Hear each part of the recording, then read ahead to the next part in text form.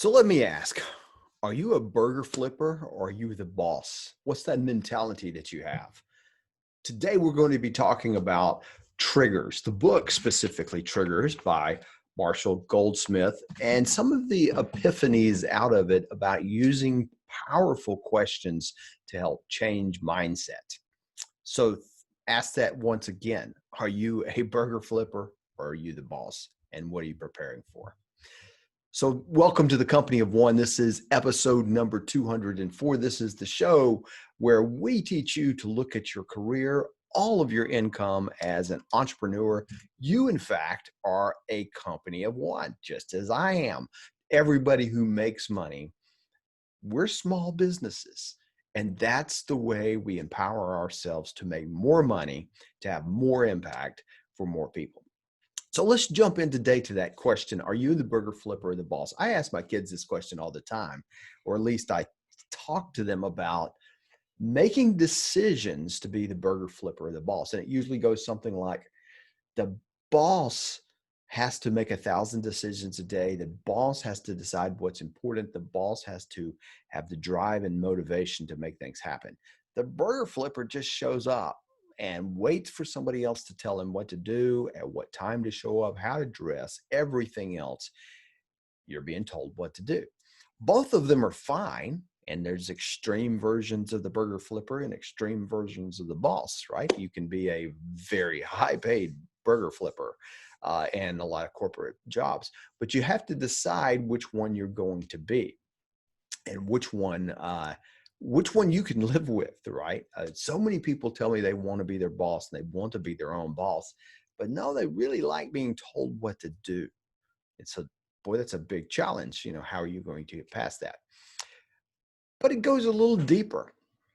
It goes a little deeper because as an employer, and I'm saying I'm an employer, you are an employer. Anytime we pay people money for something, it may be a dentist, it may be a car mechanic, it may be somebody who's doing repairs on our home, then they are our employee, at least in the company of one model. Right? We are paying for a service and they're providing it. We are the customer. So in that model, we want something out of people. We want the burger flipper to act like the boss, don't we? Don't we want the mechanic that's working on our car, even if it's a big giant, car dealership, and the mechanic that's back there working on our car, we want them thinking like the boss, like pleasing the customer and taking good care of the customer, and ownership of his or her work is key. All of us want that. And especially in corporate America, we're seeing this idea of we want more engaged employees. That's the term that's being thrown around all the time. And you see engagement as a big discussion. As a matter of fact, in the university models, especially in the COVID days now, we're talking about how do you engage students more? And that's something we always talk about is how do we have better student engagement? How do I have better customer engagement? Because, what I want is employees, uh, engagement means money and productivity, right? So for instance, engaged customers or audiences are great for marketing. I want my customers to love what I'm doing so much that they talk about it. They're engaged. They'll give me feedback and they'll talk to me and they will spend money on the products and they will spread the word.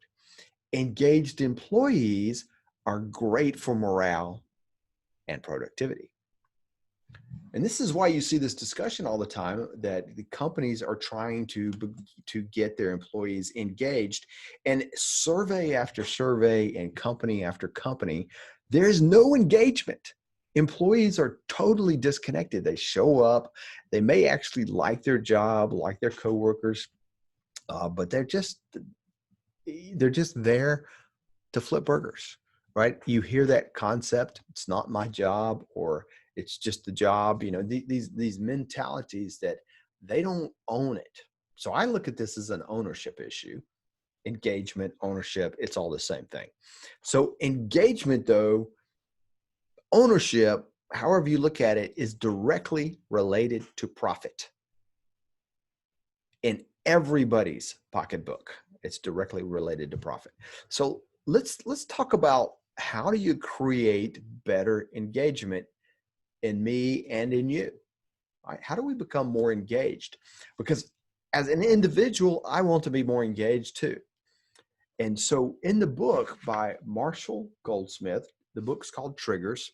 It's a really great book. Put a link to it in the show notes, dalecallahan.com/204. This is episode 204. He talks about some of the questions that we ask. And now the book's about a lot of other things, but he just talks about the questions that we ask ourselves in employee surveys. So let's give you an example. And it's an example he uses as well as many others. That a lot of times you get these surveys, especially when companies are hiring consultants to come in and increase engagement. And you start getting these employee surveys, and they say something like the fact of, do you have clear goals? Right? Which is a fair question. So we see this all the time. And so we're seeing this at the university when we're looking at this. We're doing this at the university. We're doing this with students. We're constantly trying to increase more engagement. Do you have clear goals? Now, Marshall is saying in his book, these are passive questions. And this is so about marketing. This is so about mindset shift. This is important. That question, do you have clear goals? You've probably seen it. You may have even asked that question. It's passive, because here's the interpretation of the test taker or the person answering their survey is, do I have clear goals? No, my boss doesn't really tell me what to do, and I'm showing up and it's fuzzy. I have this conversation almost daily with clients. We have a lack of leadership. So we just don't have clear goals. And there's a couple of people right now I'm working with that are solid individuals in terms of work performance. But the thing they're telling me is they don't know what to do when they show up. There's no direction, and it's poor leadership. And it's not that it was this way for a week or 2 weeks. It's been this way for 2 years, to the point, I'm saying, well, you obviously need to leave the company, but if you don't have any direction. But there's more to it than that, right? There's more to it. So let me flip that question around and just show you what I mean. So do you have clear goals? The question we just said is, first of all, I've done this before, and I've been in the meeting when we ask that question and we get all the survey data back, and everybody says, overall, no. I mean, the ratings just aren't that fantastic. And we're sitting there scratching our heads and saying, how much clearer do we need to be? We talk about the goals and everything all of the time. What's the deal? Why don't they get it? Why don't they get it? Right? Because we're talking to them. And you know what happens when you talk to people? They don't listen. So let's flip the question around then. This is where the brilliance goes. So I'm gonna ask the same question. The question was, do you have clear goals? The active part of that is, have you done your best to set clear goals? It's a very subtle change, but really, really powerful. Have you done your best to set clear goals? Now, as the survey taker, if you're taking the survey on that, and maybe they ask you every single day, do you have clear goals? I don't know. Today, I don't know what to do. Have you done your best to set clear goals? That made it personal. This is now active questions. And you cannot get away from the fact that you as an individual, I don't care whether you are the CFO, the CEO, or the person sweeping the floor. It doesn't matter. You now have to answer the question from a personal, active point of view. Have I set clear goals? That puts ownership of your job back onto you. It communicates powerfully the expectation that I want you to set your goals. within the parameters of what we're doing here, but I want you to figure out what you need to do. I don't want a burger flipper. It's interesting. Most employers don't want the burger flippers. Most employers want active people who take ownership. They want the boss. They want people who think like the boss. They want entrepreneurial mindset. This is why the company of one mentality is so important. But I love this about the question, because this question, this difference between active and inactive, active and passive questions are so important that because I have found in coaching and helping clients, questions are just so powerful. Let me read you a couple of, this is out of Marshall's book, where he talks about the questions he asked himself at the end of the day. And it says, did I do my best to set clear goals, to make progress towards goal achievement, to find meaning, to be happy, to build positive relationships? I'll skip a bunch. To exercise, to meditate, to get a good night's sleep, to say something nice for Lida. I'm assuming that's Lida, his wife. And he goes on. So I think he said there's 17 of these. He reviews every night, but he puts the ownership back on him, not on them. A lot of these are about people and expectations and these things, but he's not putting the ownership on them. And that's what we do as individuals. We let other people control us. This is taking responsibility and taking ownership.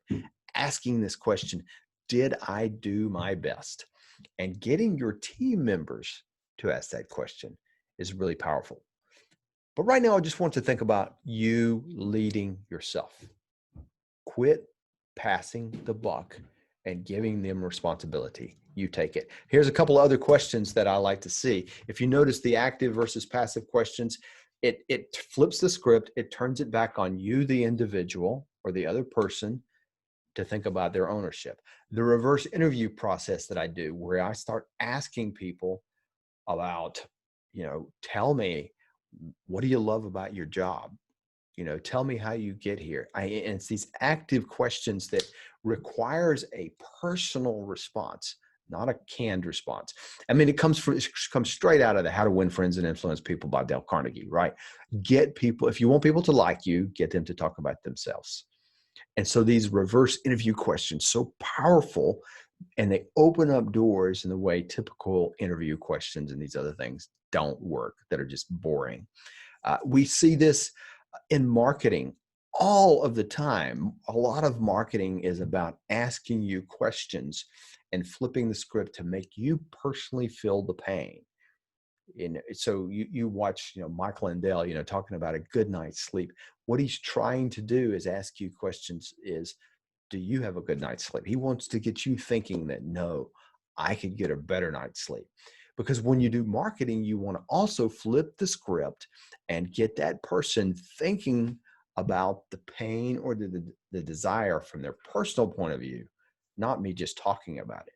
That's the difference between talking about the benefits of a product versus the features of a product.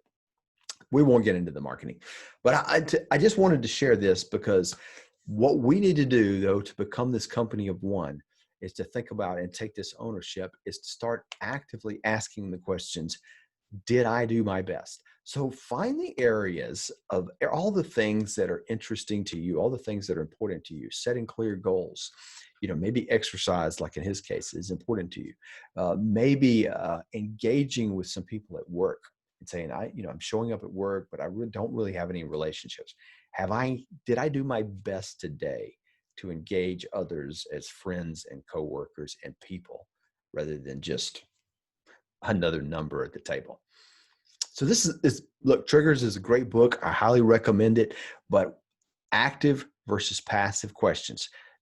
Just take everything you're trying to accomplish and put in front of it, did I do my best to do that?